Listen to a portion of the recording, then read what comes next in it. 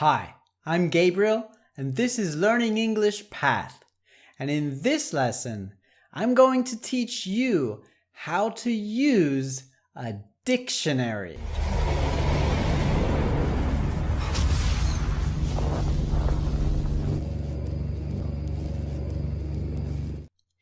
Using an English dictionary is one of the most important lessons you can learn on your Learning English path. Because an English dictionary is one of the most important tools that you can use on your Learning English path. Because it gives you so much more opportunity to learn new words and improve your English language. So I'm going to tell you how to use an English dictionary in this lesson, and I'm also going to compare different dictionaries, okay? Different online dictionaries and online dictionaries versus books, dictionary books, okay? So we're going to get into all of that, but first, please do give this video a like if you are learning something from this video, because then we can get so many other English learners to practice with and to walk that learning English path alongside, right? And definitely subscribe if you haven't already, because I give you a lot of tools that you can use on your learning English path. I teach you a lot of English lessons, and more importantly than that even, I teach you how you can control your own learning and make your own learning conscious, okay? So you're a conscious process. So you're conscious of how you're learning English, and you are able to learn by yourself, right? Because it's your path. It's your learning English path. Okay, so definitely subscribe. And if you haven't checked out my free PDF guide on 101 songs to learn English, definitely check that out, okay? The link is in the description, or you can also get it on my website, which is learningenglishpath.com. Okay, all you have to do is enter your email and I will send it to you. I give you the right songs to improve your English with, because you know it's so difficult to know which songs to listen to in order to improve your English. Well, I give you the 101 best songs to learn English with, and I guide you through each of those songs and teach you how you can improve your English by listening to those songs. So definitely check that out. There's no other guide like it on the internet, I can promise you. And it's free, a completely free guide. And when you get it, you also get 5 words every week. I will email you 5 words of the week every week in order to help you to continue to improve your vocabulary. Every single week, every Sunday that email goes out, okay? And when you know these words, listening to these lessons will be easier as well, because I choose words that are in my videos, all right? So don't miss out on that. Okay. First of all, why should you use an English-only dictionary? Why not use a dictionary that translates your language into English and English into your language? Well, you can, all right? There's nothing wrong with that, but I would suggest that an English-only dictionary is even better. And there are a few reasons for this. First of all, it helps you to think in English, right? You're learning English within the system of English. So when you learn the meaning of a word in English, you learn the English definition of the English word, you start to make connections between the English words that you may not have done otherwise. You don't get that same effect when you're using the translation dictionary, right? So that's a definite advantage. You can also learn more words through an English-only dictionary if you don't understand one of the words within the definition of the word. Then you can say, I don't understand that either. Let me look that up. And then you look that up. And then you end up learning more words than you thought you were going to learn. Definitely more words than you would have learned in your translation dictionary, right? And also, it's actually fun. It's really fun to learn English with a dictionary. Now, some teachers would say to use a dictionary only when you absolutely have to. But I disagree. I disagree because what a dictionary does is it makes the words clearer for you, right? So if you're looking up a word that you found in a book, right? Let's say you found a word in a book as you were reading the novel or whatever it is, and some teachers would say, only look up the word if you definitely don't know what it means in this context. But that if you can figure it out in the context, then don't look it up. Now I say, first of all, definitely try to understand the word in context first. Okay, definitely try that. But here is where I disagree with some other teachers. I think that even if you think you understand it in the context, still look up the word in the dictionary, because that dictionary will give you an even more precise definition, and it will also give you more information about the word, right? It might give you some synonyms. Synonyms are words that mean the same thing or similar words, okay? It will also give you alternative definitions, so other definitions of the word. Okay, there are advantages. Think of it this way. Okay, back in the, let's say, 1,000 years ago.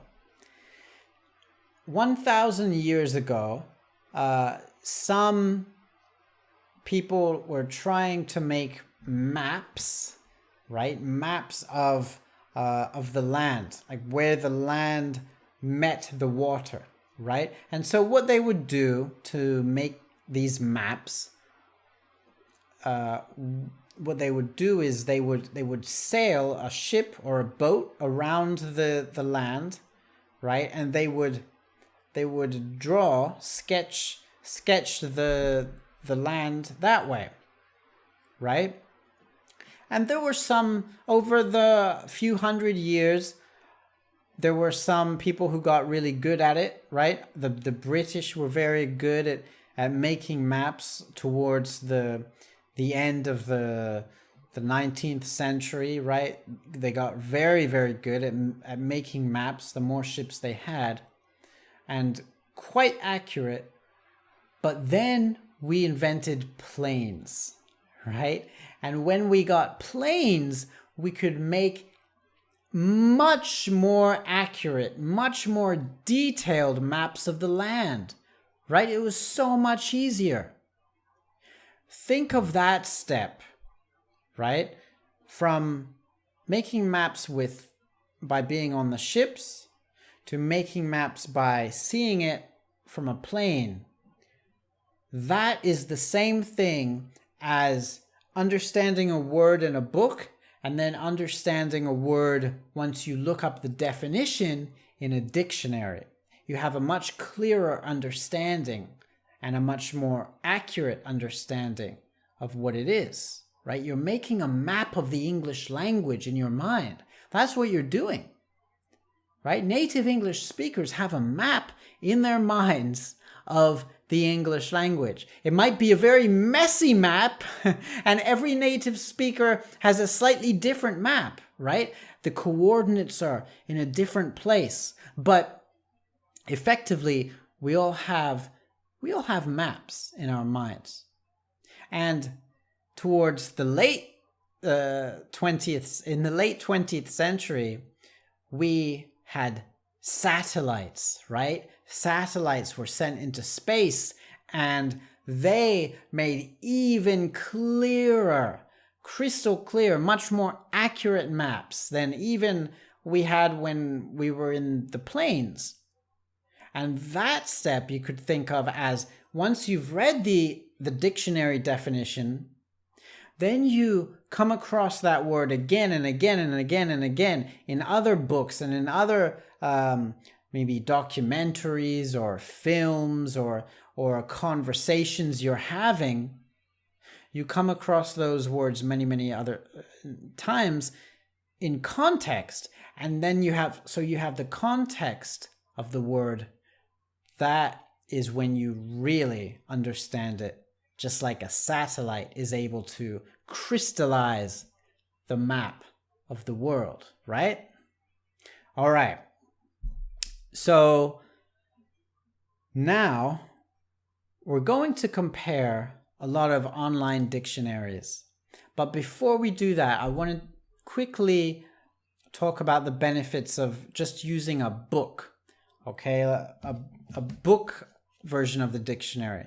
Like maybe like this is a small one. You can get really big ones too, or you could even get several books that constitute a whole dictionary in English, okay? And this has some advantages over online dictionaries.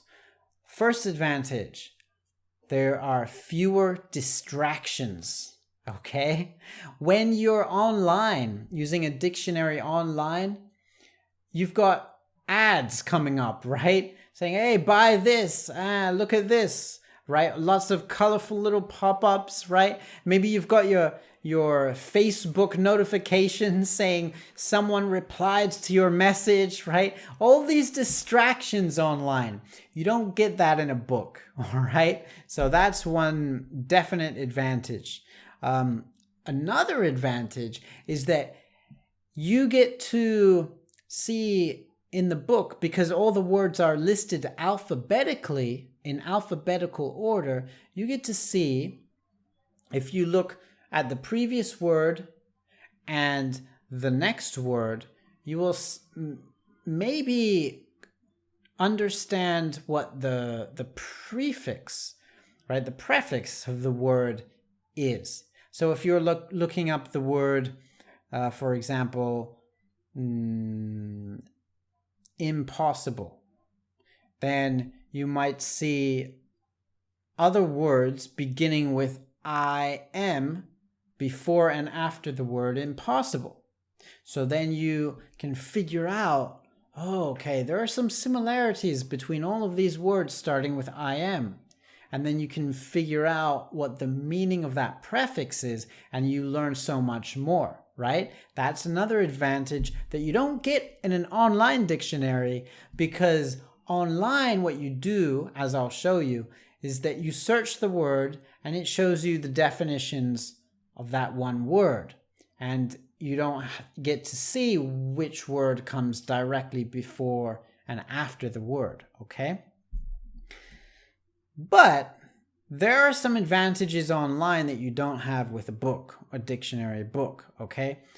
First of all, a book will not have, even the best ones, even the thickest ones, will not have as many words as an online dictionary will. Because online, you're not limited by space. You're not limited by pages. So they will add all the words that they know of to that online dictionary. So they will generally have almost all the words in English there are. Okay, so that's an advantage of an online dictionary. And, words are being updated all the time. So the online dictionary will update the definitions of the words and even add new words to the dictionary. And you can't get that in a book, right? Because once a book is printed, they're not changing it anymore, right? And also, online you get more examples. So you might get more example sentences, for example, because you will, there's space, right? There's just limited space in a book. So online, you can put as many examples as you want. You can put as much detail as you want. More synonyms, right? You can do a lot more because you have unlimited space on a web page online. Okay, so there are some advantages. Saying that, I do encourage you to go out and buy a dictionary book yourself. Get a good one, all right? And learn how to read the inside of a dictionary. The first few pages before the dictionary begins, you should become familiar with the first part of a dictionary as well. And maybe I'll do a separate video on that. But for now, let's take a look at the online dictionaries. Let's go. Okay, so this is the first dictionary we're going to look at, the first online dictionary. And you can see it's oxforddictionaries.com. We're going to take a look at oxforddictionaries.com and then merriam-webster.com and then dictionary.com and then google.com, okay? And we're going to compare all of these different dictionaries. So, because they each are a little bit different and they will each have different pros and cons, different advantages and disadvantages, okay? So, first thing you have to know here is that if you go to this website, it's not going to take you directly to the English dictionary. It will give you a choice between different dictionaries, right? So it says select your dictionary here and look at all of these different dictionaries they have, okay? So you want, of course, to select English. So we go to English and it will come up now at en.oxforddictionaries.com. You might want to bookmark this website instead because that will take you directly to the English dictionary. So now we're going to type in a word here, and you want to make sure that you have dictionary selected, or because you see this is the Oxford Dictionary, it's going to automatically come up with British English because Oxford is in England, right? And they are very famous for their dictionaries. But if you want the American dictionary, you have the option of choosing it here. That's an advantage that you don't really get with the other dictionaries. At least it's not as clear and not as segregated, not as divided. And then you can also look up grammar, and you have the Thesaurus here. Now, I do have a whole separate lesson on YouTube called How to Use a Thesaurus. And that is using thesaurus.com, not this one. But you might want to try this one and compare as well. And of course, under here you have all the distractions, right? You've got some ads and you have the word of the day. This word of the day thing is common to all of these three dictionaries anyway. Not Google, but these three dictionaries. And then you have trending words also. So these are words that are currently being viewed and looked up by learners around the world. Maybe even English speakers, right? Native English speakers. Because native English speakers also use this dictionary. It's very popular, right? We haven't stopped using dictionaries just because we are native speakers, okay? So yeah, then you've got other articles and stuff. Some of these articles are very interesting, so you might want to have a look. But if you are in the middle of reading a book, I suggest that you don't let yourself get too distracted and maybe schedule some time to explore some of these articles later on.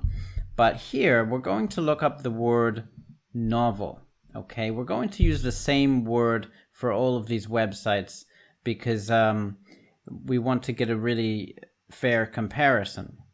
So novel here, it also comes up with some other words related to novel, or not necessarily related, but that start with the same 5 letters here. So we're just going to click novel. Okay, now here is where it gets interesting. So you have the word, right? And you can see there's a number 1 and the number 2 next to it. That's because there are 2 different words with the same spelling and the same pronunciation, okay? And one is a noun and one is an adjective.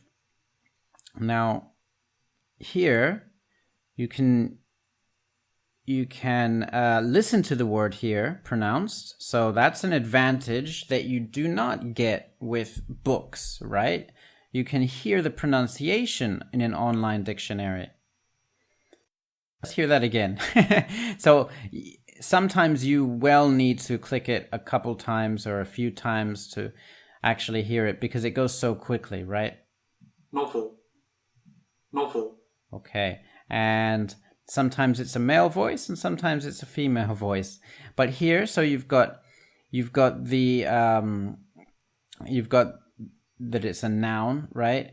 You've got what part of speech it is, and you have the definition here. So this is the primary definition of the noun novel: a fictitious prose narrative of book length, typically representing character and action with some degree of realism.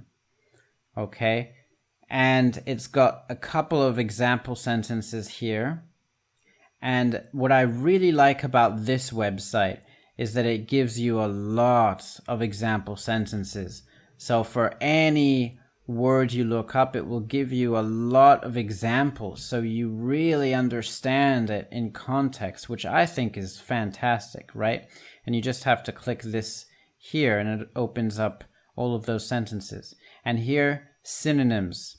Remember, synonyms are words that are either have the same meaning or they are similar in meaning. So you click that and it's got 3 words here, and then you can click that for an extra link that will take you to the thesaurus, right? Because that's what a thesaurus is for mainly. And now here is kind of an offshoot definition, you could say. It's a definition that has been derived from this definition. So here, the literary genre represented or exemplified by novels. Okay?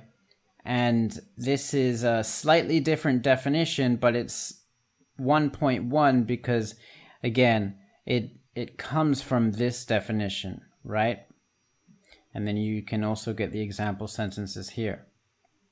And then it has the origin, okay? So that is the etymology of the word. That is when the word was first recorded and from where also. So it's from the Italian novella, okay? Which means new story in Italian. Okay, and it gives you a mini history of the word, which I think is great because it can give you a deeper understanding. And then pronunciation here, right? It has the IPA, right? So the IPA is useful for English learners who are learning pronunciation that way. And again, novel, you have the pronunciation here. Now, here you have the adjective, and it's the same thing, more or less, right? You have different example sentences. Okay, these are all different. And you have synonyms as well. Now, you've got a lot more synonyms for the adjective, all right? But you can still go to the Thesaurus and you'll get an even broader bunch of synonyms. And then you have the origin here, and see the origin is different from the noun origin. Okay, and you have the same thing. You have the same pronunciation there. And one more thing, you can also share the word on social media here. So you can share it on Facebook, on Twitter, on Google+, and I think this gives you the option to share it on other platforms too. Okay, and I don't know what benefits a membership has, but you might want to look into becoming a member too. So, and it's got a blog, it's got a forum, it's got a lot of different things, this website. So that's oxforddictionaries.com. Now let's go to merriam-webster. Now, oxforddictionaries.com, this is the English leader, you could say, the leader in dictionaries in the UK, but this is the leader in dictionaries in America, in the United States. So here we'll do the same thing. So you don't have to go through a bunch of other stuff first on this website. You just click, you just immediately type in the search bar novel, and it's going to give you the dictionary definition. You can also go to the Thesaurus here, right? It's got all the same stuff, right? Trending words, word of the day, different kinds of ads, right? Ooh, I did not type novella. Okay, the computer is a little bit overworked at the moment, I think, because I have this screencast going. And here we go to novel. What's interesting here is that the adjective is the first entry in Merriam-Webster, and then the noun is the second one. So that's interesting. It also here it has something. So it has the part of speech, and it has the IPA here. This is organized a little bit differently. See, the main difference may be the organization. So you have the syllabication here. All right, so that is something that the Oxford dictionaries did not have. Okay, they didn't have the syllabication, though they did have the IPA, but the IPA was below, right? Okay. But they've got definitions here of the adjective, and it's only got, though, one example sentence underneath each definition, and here it doesn't have any, right? However, it's got it all under here, right? So if you scroll down the page, right, it's got other words that derive from the word novel, and it's got the synonyms here. But I only see the synonyms for the adjective, not for the noun, right? And it also has a fun fact. Did you know, right? Did you know something? And it gives you a fun fact about the word or how to use the word, right? And it's got a couple more examples here, but it's not very well organized. It's not as well organized as the Oxford Dictionaries one has. But it does have, this is something it does have that Oxford Dictionaries did not, that's recent examples on the web. So it picks the word out from the news and shows us how the word is used in recent news stories. And I think that's great as well, because that gives you more recent context, more relevant context, right? Okay, let's go now to Dictionary.com. And just wait for the computer to finish loading a little bit.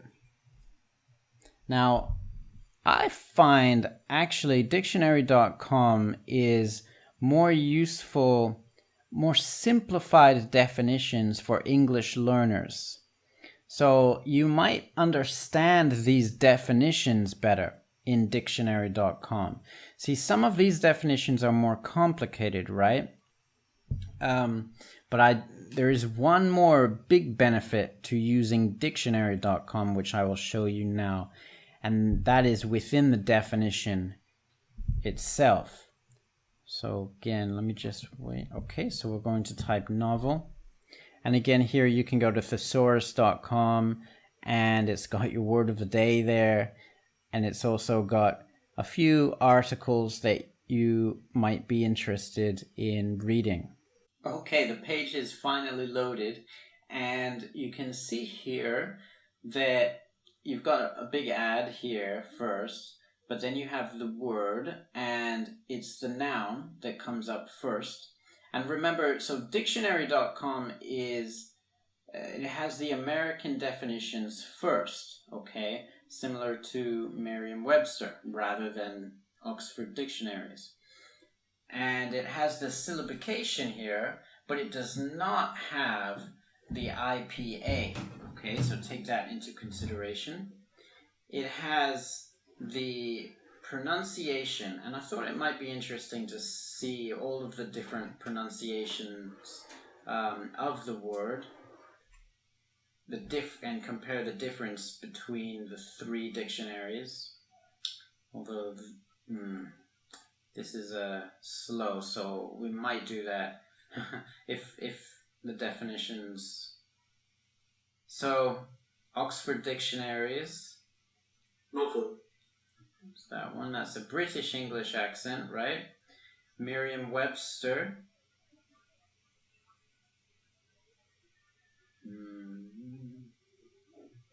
Let's go to Dictionary.com first.